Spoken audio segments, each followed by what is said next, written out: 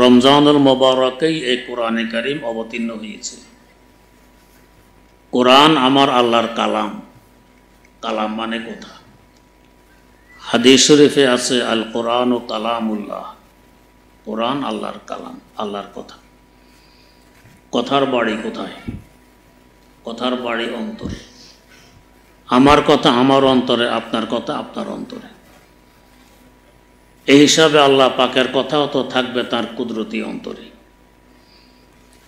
আমার কথা যদি আমি অন্তরে রেখে দেই, ব্যক্ত না করি, আপনারা কি উপকৃত হতে পারবেন? পারবেন না। হ্যাঁ, ব্যক্ত করলে পরে উপকৃত হতে পারবেন। আল্লাহ রাব্বুল আলামিনও যদি তার কথাগুলো তার কুদরতি অন্তরে রেখে দিতেন, আমরা বান্দারা উপকৃত হতে পারতাম না। মেহেরবানি পূর্বক আমাদেরকে উপকৃত করার লক্ষ্যে বের করলেন।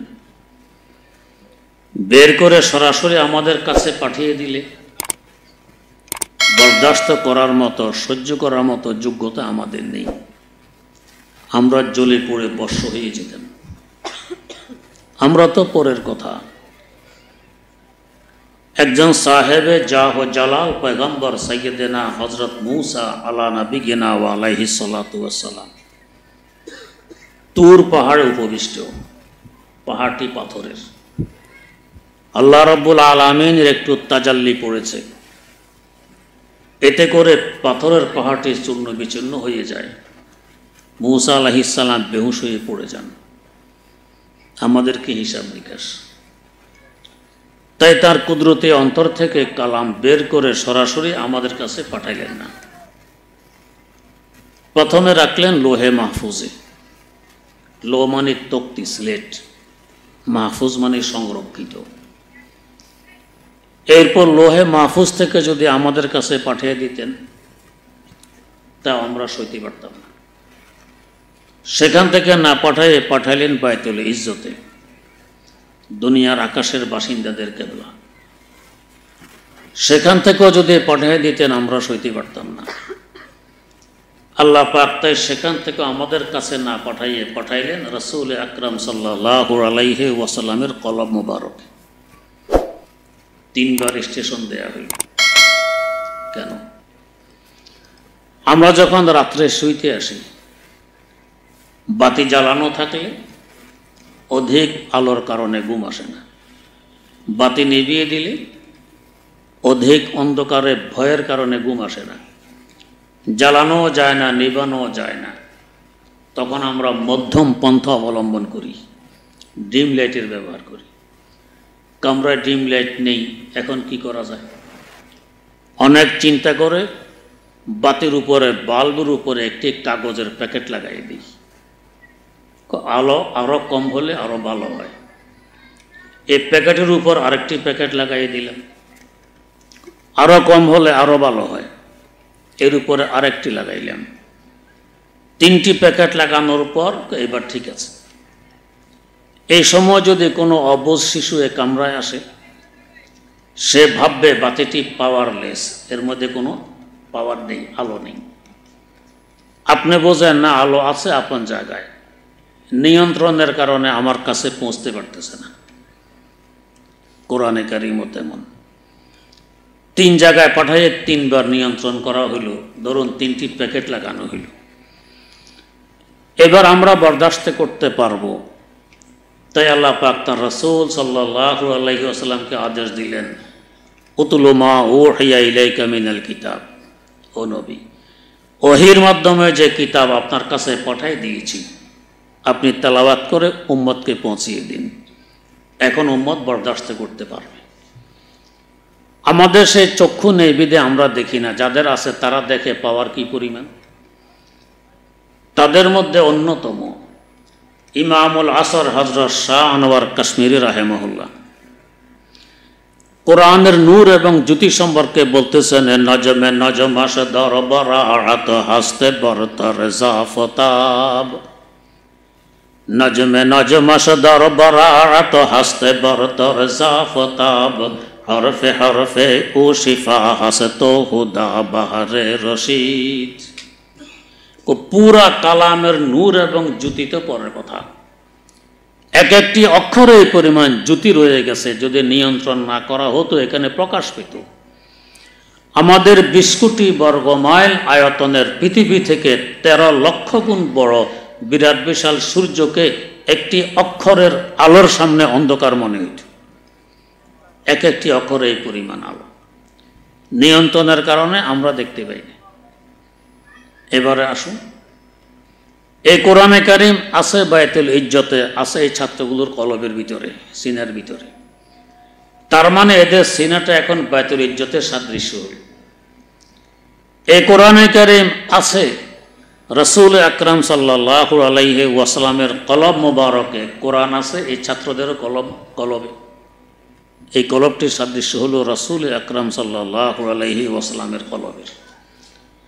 আবার কোরআনে কারিম আছে লোহে মাহফুজে, কোরআন আছে এদের অন্তরে, এদের অন্তরটির সাদৃশ্য হলো লোহে মাহফুজের। কোরআন আছে আল্লাহ রাব্বুল আলামিনের কুদরতি অন্তরে, কোরআন আছে এদের অন্তরে। এই অন্তরটা জাহান্নামে জ্বলবে কল্পনা করা যায়? বরং উদ্বৃত্ত পুরস্কার হিসেবে রাসূল আকরাম সাল্লাল্লাহু আলাইহি ওয়াসাল্লাম বলে গেছেন, এমন 10 জন ব্যক্তি যাদের উপর জাহান্নাম ওয়াজিব হয়ে গেছে, এরা সুপারিশ করে এদেরকে জান্নাতি বানাইতে পারবে। তো যার সুপারিশে 10 জন জাহান্নামে জান্নাতি হয়, ও কি নিজে জাহান্নামে চলবে? এদের মূল্য কত? এই কালাম আল্লাহ রাব্বুল আলামিন আমাদেরকে দান করেছেন যাতে রাস্তা দেখাই আমাদেরকে জান্নাতে পৌঁছাইতে পারে। এই কালাম নাজিল করেছেন রমজানুল মুবারকে, যে রমজান সামনে আসতেছে। এই সম্মানার্থে আমাদেরকে রোজা রাখতে হয় আল্লাহর শুকর আদায়ের লক্ষ্যে। রাসূল আকরাম সাল্লাল্লাহু আলাইহি ওয়াসাল্লাম যে বারে জন্মগ্রহণ করেছেন ওই বারে তিনি রোজা রাখতেন কৃতজ্ঞতা প্রকাশের লক্ষ্যে। তো কোরআনের মতো এই মহা দৌলত আমাদেরকে দান করেছেন রমজানুল মুবারকে, শুকর আদায়ের লক্ষ্যে এই মাসে আমাদের রোজা রাখতে হয়। যদি ঠিকঠাক রোজা রাখতে পারি, তো কোরআনের উদ্দেশ্য আমাদের মধ্যে তাকওয়া সৃষ্টি হওয়া, আল্লাহর ভয় ও মহব্বত সৃষ্টি হওয়া। রমজানের উদ্দেশ্য আল্লাহ আল্লাকুম তাত্তাকুন, আল্লাহর ভয় এবং আল্লাহর মহব্বত সৃষ্টি হওয়া।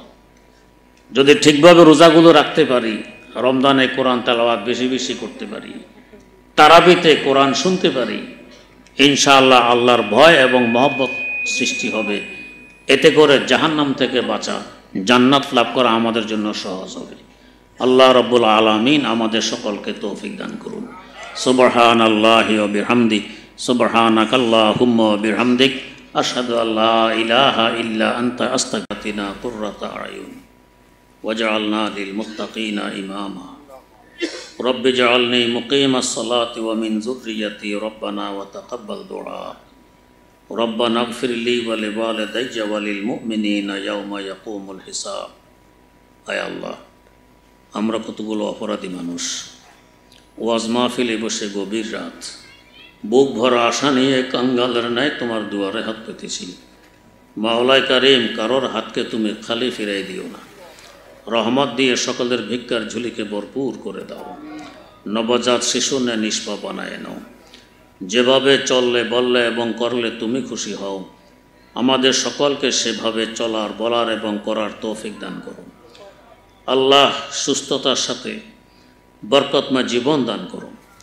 যারা যারা অসুস্থ দোয়া চাওয়া হয়েছে সকলকে মেহেরবানি করে দ্রুত সুস্থ করে দাও। আল্লাহ, আমাদের থেকে যারা বিদায় নিয়ে গেছে সকলকে পুরোপুরি ক্ষমা করে দাও। তাদের কবরগুলোকে বেহেশতে গুলজারে পরিণত করে দাও। আয় আল্লাহ, জিন্দা মুর্দা সকল উম্মতে মুহাম্মাদিয়াকে মাফ করে দাও। রব্বুল আলামিন যে মাদ্রাসার উদ্যোগে আজকের এই মাহফিল অনুষ্ঠিত হয়েছে, মাদ্রাসা খানকে কিয়ামতের আগ পর্যন্তের জন্য কবুল করে নাও। দৈনন্দিন উন্নতি নসিব ফরমাও।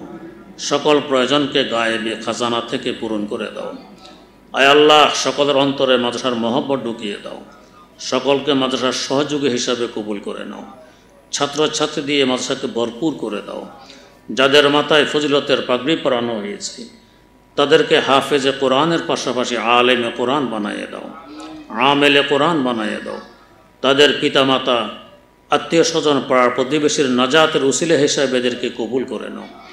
আয় আল্লাহ, আমাদেরকে তোমার বানায় নাও, তুমি আমাদের হয়ে যাও। যাদের আর্থিক দুর্বলতা আছে সবলতা নসিব করো। যারা ঋণী আছে সহজে ঋণ পরিশোধ করার ব্যবস্থা করে দাও। আয় আল্লাহ, ঈমানের সাথে দুনিয়া থেকে বিদায় নেয়ার তৌফিক দান করো। বিনা হিসাবে জান্নাতুল ফেরদাউসের মালিক বানিয়ে দাও। জীবনের সকল ন্যাক দোয়াগুলোকে কবুল করে নাও। তা আবাদিয়া রব যে তু মান লুৎফে হাদারাম উমিদ, তা আবাদিয়া রব যে তু মান লুৎফে হাদারাম উমিদ, আজ তো গার উম্মীদ বুরদাম আজ কো জাদারাম উমিদ, আজ তো গার উম্মীদ বুরদাম আজ কো জাদারাম উমিদ। जी सितम उम्र बसे चो दुश्मना दुश्मन मगीर, जी सितम उम्र बसे चो दुश्मना दुश्मन मगीर, बेवफा ये करदाम अज तू वफादारम उम्मीद, बेवफा ये करदाम अज तू वफादारम उम्मीद। हम तो दे दे मन गुना करदम तो पूछे दे से लुत्फ, हम तो मैदाने के अज तो मन चाहा करदम उम्मीद, हम तो मैदाने के अज तो मन चाहा करदम उम्मीद। मन गरीबम मन फ़कीरम बेकसो बीमार जार, मन गरीबम मन फ़कीरम बेकसो बीमार जार, एक कदा है शरबत दारु शिफा दारम उम्मीद, एक कदा है शरबत दारु शिफा दारम उम्मीद। रब्बना तक़ब्बल मिन्ना इन्नका अंतस समीउल अलीम व तुब अलैना इन्नका अंतात तव्वाबुर रहीम। हाय আল্লাহ, তোমার যে সমস্ত বান্দারা মাদ্রাসা দান করেছে সকলের দানগুলোকে তুমি কবুল করে নাও। দানের বরকতে আয় রোজগারে আরও বরকত দান করো। হালাল রুজি কামাই করার তৌফিক দাও। যে যে নিয়তে দান করেছে সে নিয়তে সকলকে সফলতা নসিব করো। সুবহানা রাব্বিকা রব্বিল ইজ্জাতি আম্মা ইয়াসিফুন ওয়া সালামুন আলাল মুরসালিন ওয়াল হামদুলিল্লাহি রাব্বিল আলামিন।